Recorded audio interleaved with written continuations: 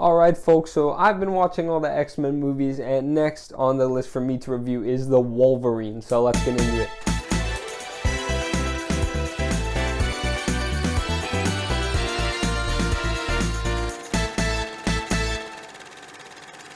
Alright, so just to start, if you're watching this when it drops, this was supposed to release yesterday, assuming I drop it Wednesday, February 17th, but the audio got all messed up. Hoping that doesn't happen again. I've taken precautions to assure that doesn't happen again. Anyway, let's get into it. Similarly to X-Men First Class, which my review of is up there if you haven't seen it, at least in the beginning, it places you in a historical setting.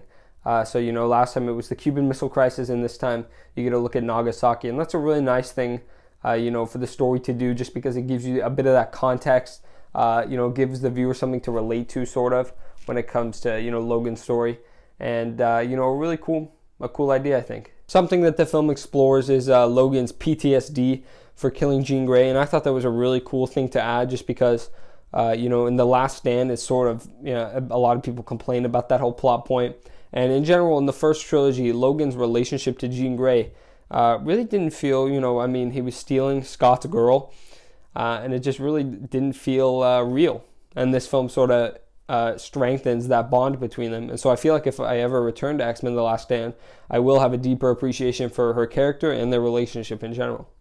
In this film, you have a very weathered Wolverine, which, as I understand, Logan sort of does that as well. But it starts here. It's very weathered, and, he's badass, obviously, as Wolverine always is. And Hugh Jackman is probably playing Wolverine at his best in this performance. He's always good with it. But from what I've seen so far, this is his best performance as Wolverine. The score of this film is also nice, and it sort of reflects the maturity and the darker tone that the franchise has taken, and Wolverine as a character in general. I'm glad they finally lean into that. Really nice score. The action is good. I don't know if it ever, really reaches a great level, except for one scene in the film. I would say if you've seen the movie, you know what I'm talking about. The train fight sequence is just a really excellent, part of the movie. Great stuff. High octane action, adrenaline pumping, really great scene. Everything else is satisfactory, I'll say. It's never extraordinary. Some of the slower, more tender moments of the film where Logan is bonding with the girl he's supposed to protect the entire film. As I said, they're slow.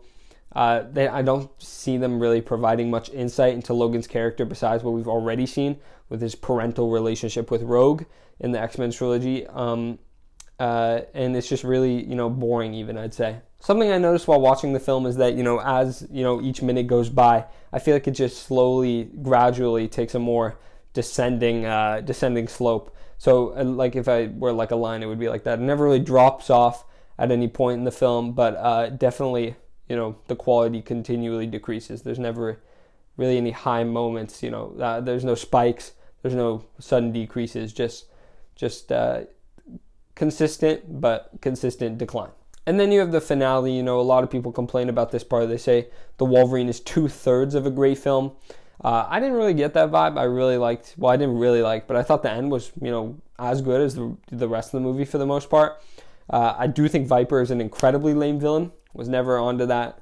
And I do think that the spoiler alert, where Yoshida, the dumb twist at the end, where he's still alive in the suit, still after Logan's, healing factor and immortality. Pretty stupid, right? Dumb. I think they could have managed to close the film without that. But lame villain, lame plot twist. I will say that the end credit scene, and I'll probably just throw it in this video, is incredibly awesome. With cutting-edge technology and the world's leading minds, we're on the front lines, keeping you healthy, keeping you safe. Trask Industries. Solving tomorrow's problems today. I'll take the pat down. Opt out.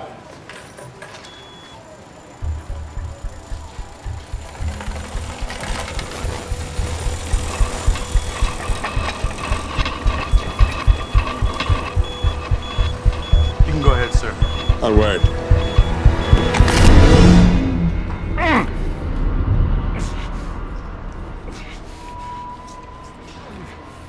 What do you want? There are dark forces, Wolverine. Human forces building a weapon that could bring about the end of our kind. want, I want your help. Why would I trust you? You wouldn't.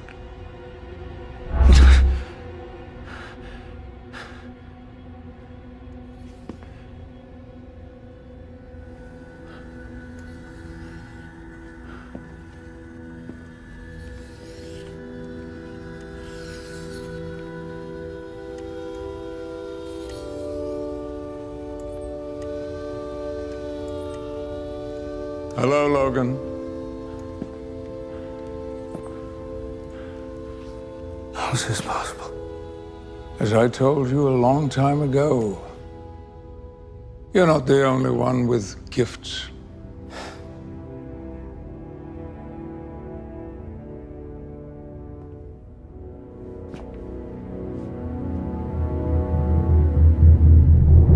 And it just really makes me wish that I was experiencing these films, you know, at the time they came out, because I feel like that would get me incredibly hyped for Days of Future Past, just seeing that whole setup, that tease. Great stuff. Really great stuff. Probably the highlight of the film. So in conclusion, you know, it's a perfectly solid film, actually a film that I quite liked, I'd say. Less flaws than First Class, which, you know, as of right now is my number one, but definitely also, you know, more... not as it never reached the heights of First Class either. You know, it played it safe for the most part. It, you know, played it well. So it's an A for me, a pretty easy A, but not my favorite thus far. All right, so thank you for watching this review. I am ranking the X-Men movies. As you know, if you're watching this, presumably that playlist is up there. So if you haven't seen any of those, go ahead and check them out.